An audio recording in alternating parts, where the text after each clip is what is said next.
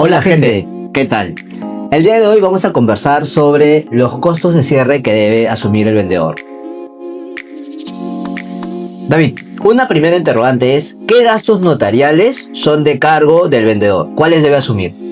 Ya, a ver, partamos porque no existe una ley, una norma que diga que el vendedor tiene que asumir alguno. En usos y costumbres, normalmente la asume el comprador. Ahora, esto no quiere decir que porque en algún momento algún comprador me ha dicho, oye, pero que la asume el vendedor. Bueno, han llegado a un acuerdo cómo se han organizado previo al proceso de cierre. Pero normalmente la asume el comprador. Ahora, pero el vendedor también tiene que tener en cuenta que, por ejemplo, la notaría, si bien no es algo que se le vaya a pagar a la notaría te va a solicitar una constancia de no adeudo. Y para que te den la constancia de no adeudo que la solicitas en la municipalidad, tienes que pagar tu predial y arbitrios. Predial por todo el año y arbitrios hasta el trimestre, dependiendo de cómo se organiza la municipalidad. Entonces, esto también es algo que tú tienes que desembolsar, ¿no? Ahora, en el escenario que hay una hipoteca, esa carga es responsabilidad tuya. Como vendedor, levantarla, entregar el inmueble saneado. Entonces, mucha gente dice, oye, pero ya pagué mi hipoteca, ¿no? Sí, pero ya esa hipoteca que en asientos anteriores en la partida está como inscrita, ¿ya la levantaste? ¿Ya indica en el documento registral que ya está libre de hipoteca? No. Entonces ese sí es un desembolso que tienes que hacer tú, porque le tienes que pagar a la notaría los derechos o los gastos notariales y registrales para que levanten esa hipoteca, que es responsabilidad tuya resolverla. Entonces ese sí sería un gasto que tendría que asumir el vendedor.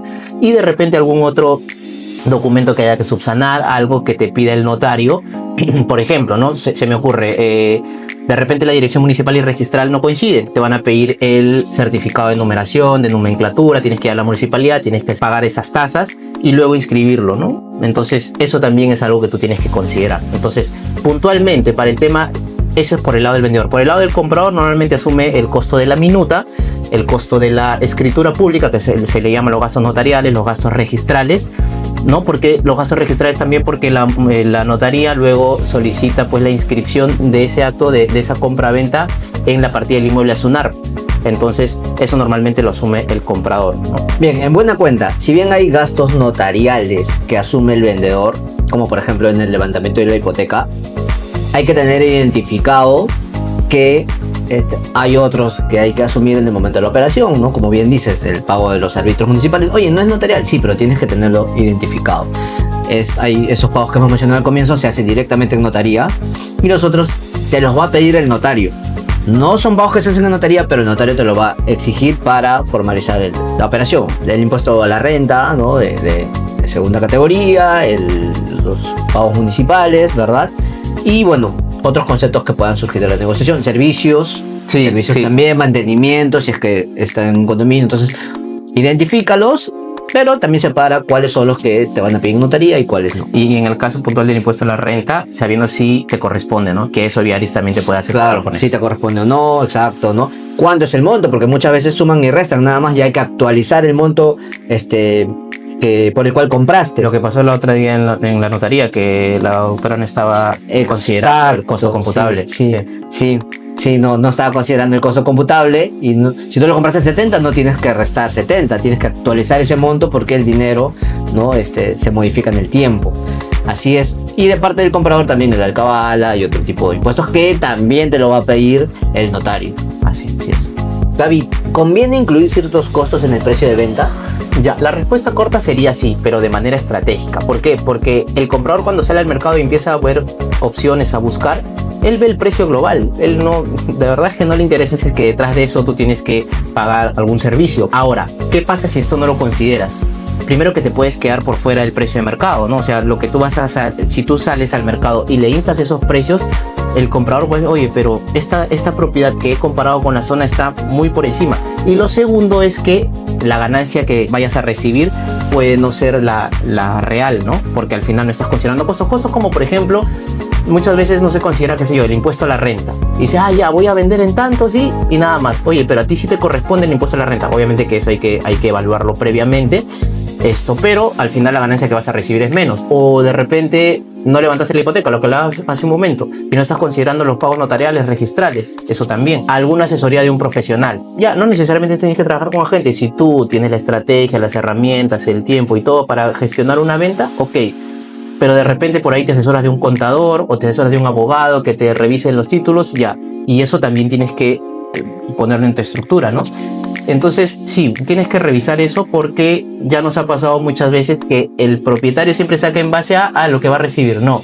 ¿Y qué hay detrás de todo eso? Es importante que lo tengas mapeado. Jorge, otra interrogante sería, ¿qué pasa si el inmueble tiene una hipoteca vigente al momento de la venta? Bien, primero que eso no es impedimento para poder vender. Recuerdo mucho ciertos comentarios que a veces recibimos en algunas publicaciones cuando hemos mencionado este tema. Y bueno, había pues un usuario que parece que no estaba muy informado, que reaccionó muy airadamente, decía que iba a haber denuncias por la información que estamos dando, cuando en realidad es fácilmente comprobable que sí se puede vender. Hay que tener ciertos cuidados, hay pasos previos, hay muchas coordinaciones, pero se puede vender un inmueble que tenga una hipoteca. Entonces, lo que suele pasar es, bueno, si tienes una hipoteca con el banco, primero tienes que saber de cuánto estamos hablando, cuánto es tu deuda, ¿verdad? Y en el camino de la operación va a haber un monto determinado que se va a direccionar a pagar esa deuda. Entonces lo que hay que hacer, el propietario tiene que ir paralelamente a la negociación y a la firma de la minuta o el arras, ¿no?, que es un paso previo, coordinar con el banco la emisión de la minuta condicional al pago.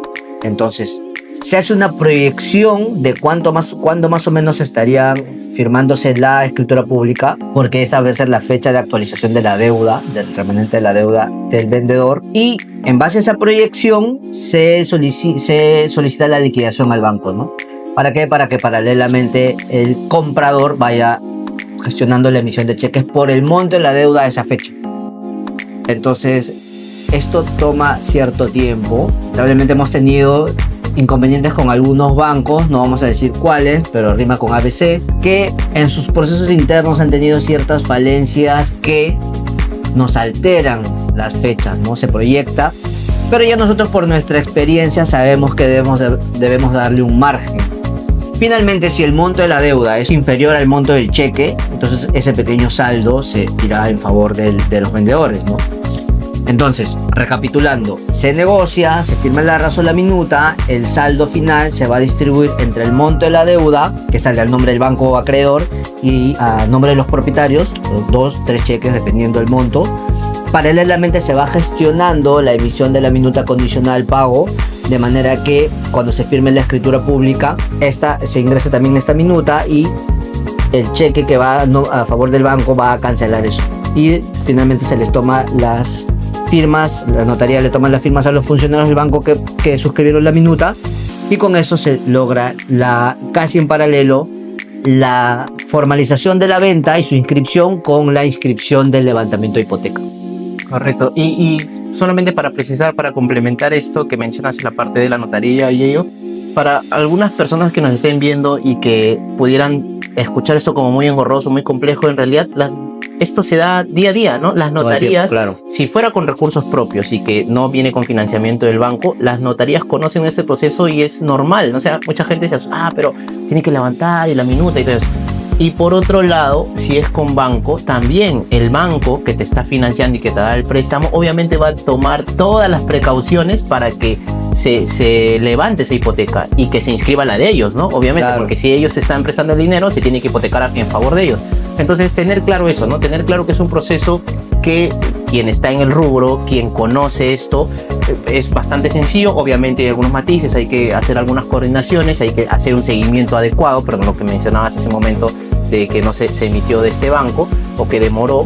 Entonces, pero tener claro que para quien conoce no es un proceso complejo, pero sí es un proceso con el que hay que tener cuidado, ¿no? Y hay que tener también mucho discernimiento sobre a quién le consultamos, lo que siempre hablamos, ¿no? Nosotros no sabemos de carros, digamos, pero, o sea, si es que alguien nos pide una opinión, vamos a decir de repente cualquier cosa, porque no somos expertos igualmente, ¿no? Pero sabemos de inmuebles y entonces ahí te podemos ayudar. De la misma manera, si vas a consultarle a alguien, que sea alguien que tenga un conocimiento, que cierre operaciones, que se dedique a eso y que te pueda orientar. Las personas de repente nos pueden querer mucho, nos pueden dar una opinión para cuidarnos, pero no necesariamente va a ser una opinión de expertos. ¿Y a qué quiero llegar? A que se pueden hacer estas operaciones, hay que tener ciertos cuidados, pero son riesgos controlados, ¿de acuerdo? Si te asesoras por expertos, vas a ver que va a fluir muy bien. Hay que hacerle seguimiento al banco si tú eres deudor y estás buscando tu minuta de levantamiento condicional al pago, no te quedes con simplemente que te digan la fecha en la que se va a salir la emisión de esta minuta. Hazle seguimiento, pide hablar con supervisores, eres cliente. Cada día que pase, ¿no? De que te demoren de más la emisión de esta minuta, es un día de interés que estás pagando, porque ya el comprador, perdón, ya tiene el cheque a disposición, pero tú estás esperando este trámite. Entonces, si el banco se retrasa, tú te estás viendo afectado porque estás pagando más intereses de los que debieras, ¿de acuerdo? Entonces, tienes todo el derecho para ir, reclamar, hacer seguimiento, ser insistente, porque estás pagando por un servicio. Así que, igual si es que tienes algún inconveniente con esto, están pasando por esta coyuntura, pueden consultarnos, que muy gustosos, la vamos a ayudar.